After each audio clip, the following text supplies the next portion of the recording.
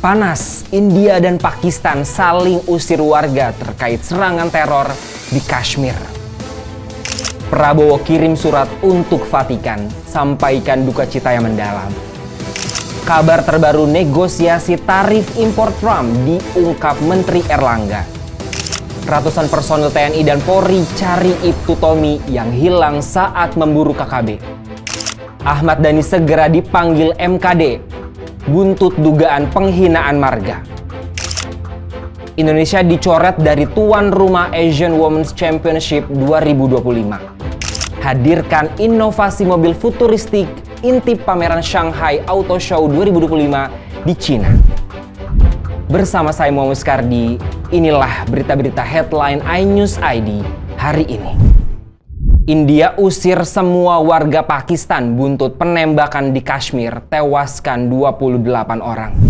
Pemerintah India menangguhkan visa untuk seluruh warga Pakistan, tak terkecuali diplomat. Mereka harus angkat kaki dari India paling lambat 27 April. Sementara bagi pemegang visa medis diberi tambahan waktu 2 hari atau paling lambat tanggal 29 April. Keputusan tersebut diambil oleh Komite Kabinet Keamanan yang dipimpin Perdana Menteri Narendra Modi terkait penembakan brutal terhadap turis di Pahalgam, Kashmir, wilayah India yang menewaskan 28 orang pada 22 April lalu. Sebagian besar korban adalah turis India. Kementerian Luar Negeri India juga menyerukan seluruh warganya yang berada di Pakistan segera pulang. Merespon keputusan India itu, Pakistan memberlakukan kebijakan yang sama. Komite Keamanan Nasional Pakistan memperingatkan segala upaya oleh pemerintahan India untuk mengalihkan aliran air sungai Indus akan dianggap sebagai tindakan perang. Selain itu, semua kerjasama perdagangan dengan India termasuk ke dan dari negara pihak ketiga segera ditangguhkan. Wilayah udara Pakistan akan ditutup untuk semua maskapai penerbangan yang dimiliki atau dioperasikan oleh India. Pakistan juga menangguhkan semua visa yang dikeluarkan berdasarkan aturan bebas visa Asosiasi Kerjasama Regional Asia Selatan.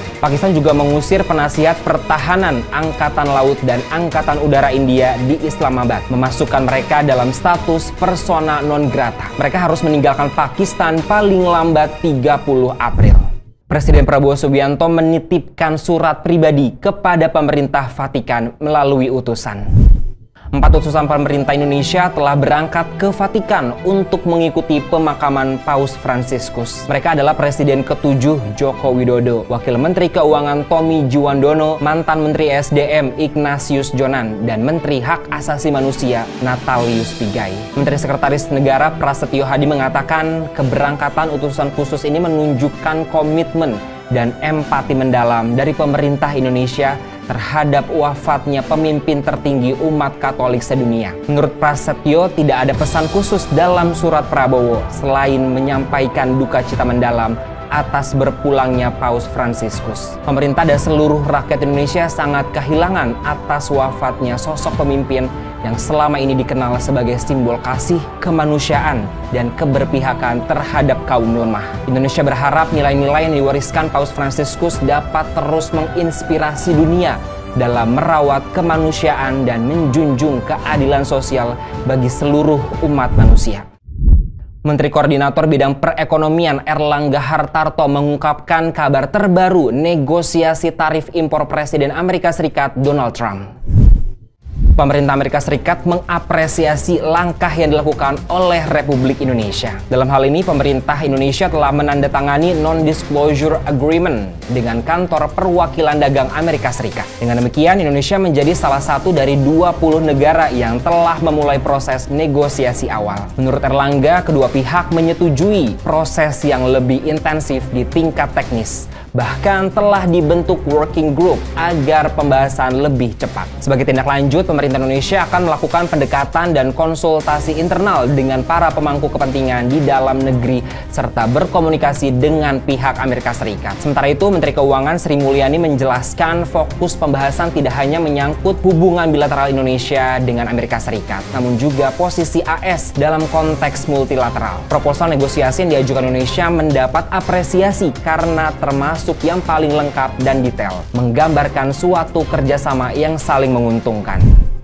Sebanyak 510 personil gabungan TNI dan Polri dikerahkan untuk mencari Ibtu Tommy Samuel Marbun, mantan Kasat Reskrim Polres Teluk Bintuni. Perwira polisi tersebut hilang sejak 4 bulan lalu saat melakukan operasi pengejaran kelompok kriminal bersenjata atau KKB di Papua Barat. Pencarian besar-besaran ini dilakukan lewat operasi AB Moskona 2025. Selain personel TNI dan Polri, pencarian melibatkan Basarnas dan instansi terkait lainnya. Mereka dilengkapi alat seperti speedboat, longboat, helikopter, drone, dan perlengkapan SAR. Selain itu, warga setempat juga dilibatkan dalam pencarian ini. Kabid Humas Polda Papua Barat Kombes Pol Ignatius Beni Adi Prabowo meminta masyarakat untuk tetap tenang dan menunggu informasi resmi. Dia menekankan pentingnya dukungan publik agar operasi berjalan lancar. Diketahui Ibtu Tommy dipelaporkan hanyut saat menyeberangi Kali Rawara, Kampung Meyah Lama, Distrik Moskona Barat pada 18 Desember 2024. Ketika itu dia memimpin anggotanya dalam operasi penangkapan KKB. Operasi Moskona AB 2025 merupakan tahap ketiga pencarian. Sebelumnya telah dilakukan operasi pencarian pada 18 hingga 31 Desember 2024 dan 27 Januari hingga 2 Februari 2025. Kasus ini turut disorot Komisi 3 DPR yang dalam rapatnya meminta Kapolri membentuk tim pencari fakta di bawah pengawasan Komisi 3. Musikus sekaligus anggota DPR Ahmad Dhani segera dipanggil Mahkamah Kehormatan Dewan.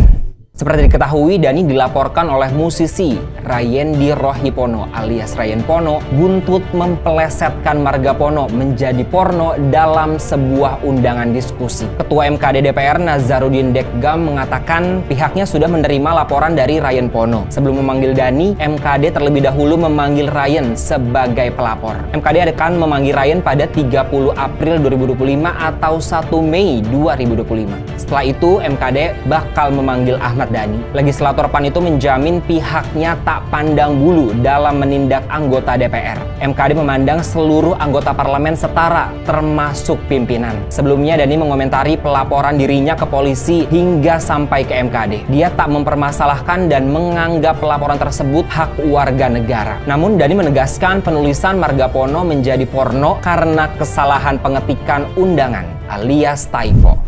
Indonesia dicoret dari daftar tuan rumah Asian Women's Championship 2025.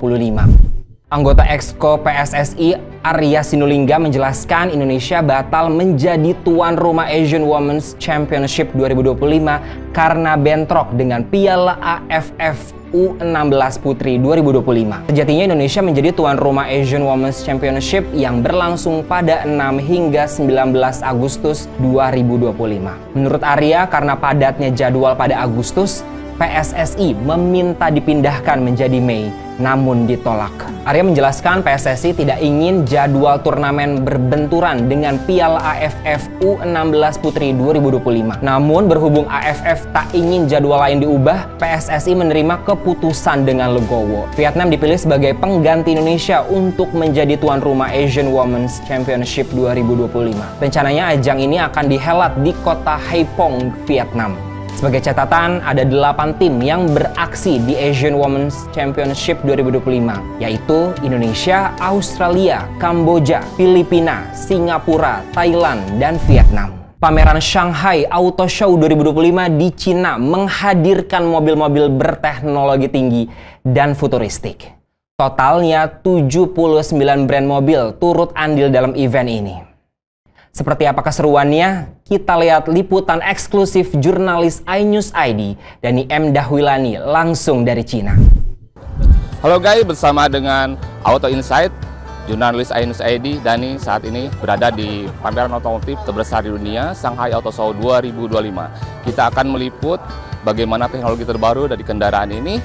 Kita akan berkeliling bersama ION Indonesia. Kita akan masuk ke area pameran. Untuk masuk pameran menggunakan sistem yang sangat canggih, yaitu sistem pengenalan wajah, baik untuk media maupun eksibitor. Pameran ini digelar di National Exhibition and Convention Center Kota Shanghai dengan luas area 360.000 meter persegi. Total ada 79 brand yang meramaikan pameran ini dengan menampilkan 1.400 kendaraan. Salah satu peserta pameran, GIC Ion melakukan gebrakan dengan meluncurkan 5 kendaraan terbaru dan konsep, termasuk mobil terbang. Untuk kendaraan konsep, ada Pickup 01 yang merupakan calon pesaing Tesla Cybertruck. Mobil ini terlihat sangat gahar dan memiliki bodi plat tebal. Mereka juga merilis robot taksi Didi Autonomous Driving. Mobil ini bisa dikendarai tanpa pengemudi. Ada pula mobil SUV mewah GIC S9. Ini dia mobil sedan supercar-nya dari GIC, yaitu merek Hypertech Earth. Mobil yang sangat canggih dan futuristik. Ketiga mobil ini mencuri perhatian pengunjung Shanghai Auto Show 2025. GIC juga menggebrak dengan menghadirkan mobil terbang ya. Mobil terbang dari perusahaan baru mereka, yaitu GP Aircar. Mobil ini bisa lepas landas. Ini adalah jajaran mobil dari merek Hypertech, unit dari bagian GIC ya. Karena GIC sendiri memiliki beberapa brand untuk di China, Ion, GIC, dan Hypertech. Untuk Hypertech ini mereka menghadirkan beberapa deretan mobil yang premium dan sporty, seperti lampu yang dapat diganti-ganti dengan huruf halo dan lain-lainnya. Ada juga deretan mobil sportnya. Di sini terlihat sangat canggih. Ini adalah mobil listrik semua ya, bertenaga baterai. Dan ini ada juga Hypertech SSR. Ini adalah supercar listrik yang memiliki tenaga buas setara dengan Ferrari, tapi ini lebih ramah lingkungan dan memang sangat mewah. Dan demikian laporannya, Dani dari Shanghai Auto Show 2025. Wah, ternyata di Cina sudah ada mobil terbang ya. Demikianlah berita-berita headline iNews ID hari ini. iNews ID, cepat terpercaya.